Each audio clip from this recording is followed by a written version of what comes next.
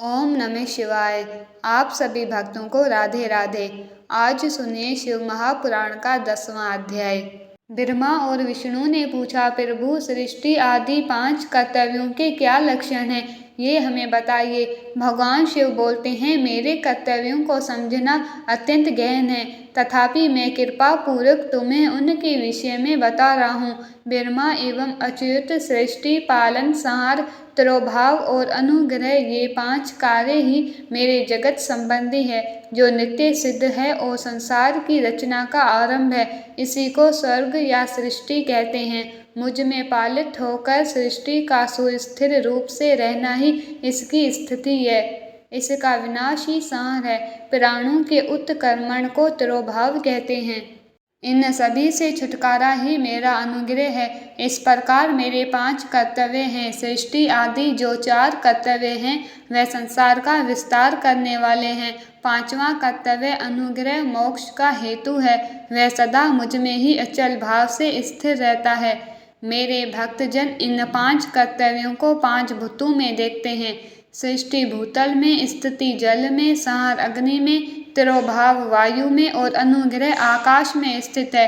पृथ्वी से सभी की सृष्टि होती है, जल से सबकी वृद्धि और जीवन की रक्षा होती है, अग्नि सबको जला देती है, वायु सबको एक स्थान से दूसरे स्थान पर ले जाती है एवं आकाश सबको अनुग्रहित करता है। विद्वान पुरुषों को ये विषय इसी रूप में समझना चाहिए। इन 5 कर्तव्यों का भार वहन करने के लिए ही मेरे 5 मुख हैं। 4 दिशाओं में 4 मुख और 5वां मुख इन चारों के बीच में है।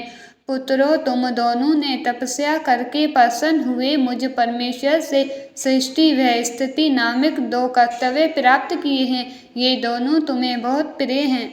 इस प्रकार मेरी विभूति स्वरूप रुद्र और महेश्वर में 2 अन्य उत्तम कर्तव्य संहार एवं तिरोभाव मुझसे प्राप्त किए हैं, किंतु अनुग्रह नामक कर्तव्य दूसरा कोई नहीं पा सकता। रुद्र और महेश्वर अपने कर्मों को भूले नहीं हैं, इसलिए मैंने उनके लिए अपनी समानता प्रदान की है। वह रूप, वेश, कृत्य, वाहन, आसन और आयुध आदि में मेरे समान ही है।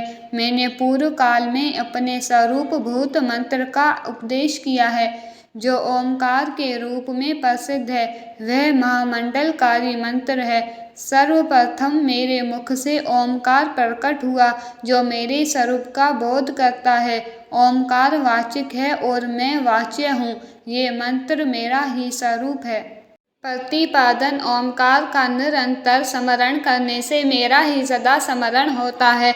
मेरे उत्तरवर्ती मुख से अकार का, पश्चिम मुख से अकार का, दक्षिण मुख से मकार का, पूर्ववर्ती मुख से बिंदु का तथा मध्यवर्ती मुख से नाद का प्राकट्य हुआ। इस प्रकार 5 अवयवों से निर्मित ओमकार का विस्तार हुआ है। इस प्रकार 5 अवयवों से निर्मित ओमकार का विस्तार हुआ है। इन सभी अवयवों से एकीभूत होकर ये प्रणव ओम नामक एक अक्षर आ गया। ये नाम रूपात्मक सारा जगत एवं वेद उत्पन्न स्त्री पुरुष वर्ग रूप दोनों कुल इस प्रणव मंत्र में व्यापित है। ये मंत्र शिव एवं शक्ति का बोधक है। इसी से पंचाक्षर मंत्र की उत्पत्ति हुई है, जो मेरे सकल रूप का बोधक है। वह आकारादि क्रम से, वह मकारादि क्रम से क्रमश प्रकाश में आया है। ओम नमः शिवाय ये पंचाक्षर मंत्र है। इस पंचाक्षर मंत्र से मातृका के वर्ण प्रकट हुए हैं, जो 5 भेद वाले हैं। अ, ई, उ, त्र, लु ये 5 मूलभूत स्वर हैं तथा व्यंजन भी 5 वर्णों से युक्त 5 वर्ग वाले हैं। इसी से शिरोमंत्र सहित त्रिपदा गायत्री का प्रकट्य हुआ है। इस गायत्री से संपूर्ण वेद निकले हैं और इन वेदों से करोड़ों मंत्र निकले हैं।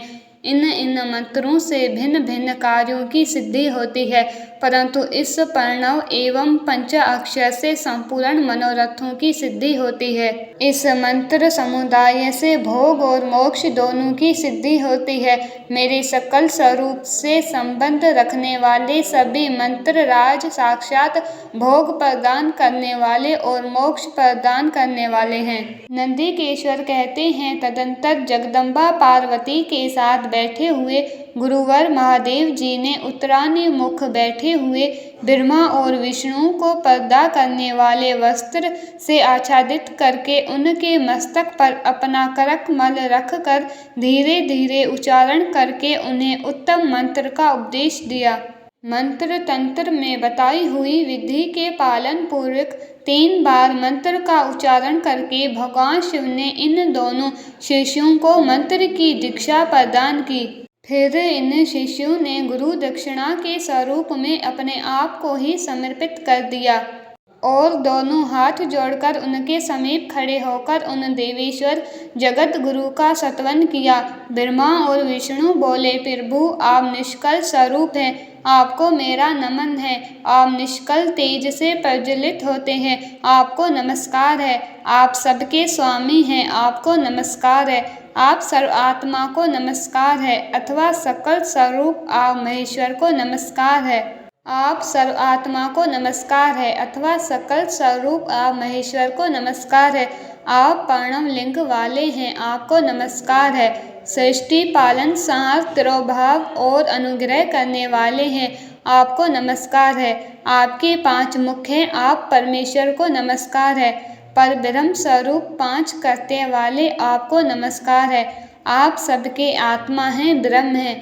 आपने गुणों और शक्तियों का कोई अंत नहीं है, आपको नमस्कार है। आपके सकल और निष्कल 2 रूप हैं, आप सतगुरु और शंभु हैं, आपको नमस्कार है।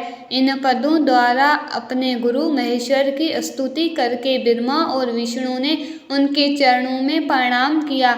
महेश्वर बोले, वत्स, जो प्रणव मंत्र का जप करता जाता है उसका ज्ञान एवं भाग्य बढ़ता जाता है। आर्द्रा नक्षत्र से युक्त चतुर्दशी को प्रणव का जप करे तो वह अक्षय फलदायक होता है। सूर्य की संक्रांति से युक्त महा आर्द्रा नक्षत्र में एक बार किया हुआ प्रणव जप 1000 गुना जप का फल देता है। मृगशिरा नक्षत्र का अंतिम भाग एवं पुनर्वसु का आदि भाग पूजा, होम और तर्पण आदि के लिए सदा आर्द्रा के समान होता है। मेरा अथवा मेरे लिंग का दर्शन प्रभात काल में ही प्रातः और संगम काल में करना चाहिए। मेरे दर्शन पूजन के लिए चतुर्दशी तिथि निशित व्यापनी अथवा प्रदोष व्यापनी लेनी चाहिए, क्योंकि परवर्तिनी तिथि से संयुक्त चतुर्दशी की ही प्रशंसा की जाती है। पूजा करने वालों के लिए मेरी मूर्ति तथा लिंग दोनों ही एक समान है, फिर भी मूर्ति की उपेक्षा लिंग का स्थान अधिक ऊंचा है। इसीलिए मुमुक्षु पुरुषों को चाहिए कि वह मेरी मूर्ति से भी श्रेष्ठ लिंग का पूजन करें। लिंग का ओंकार मंत्रों से और वेद का पंचाक्षर मंत्र से पूजन करना चाहिए। शिवलिंग की स्वयं ही अथवा दूसरे से भी स्थापना करवाकर उत्तम द्रव्यमय उपचारों से पूजा करनी चाहिए, इससे मेरा पद सुलभ होता है। इस प्रकार इन दोनों शिष्यों को उपदेश देकर भगवान शिव वहीं अंतर्ध्यान हो गए। 10वां अध्याय समाप्त। अब आगे का वृत्तांत आप आने वाली अगली वीडियो में ज़रूर सुनिएगा। अगर आप लोगों को ये कथा पसंद आई है तो please like, share and subscribe अवश्य करें और कमेंट में जय भोलेनाथ ज़रूर लिखें।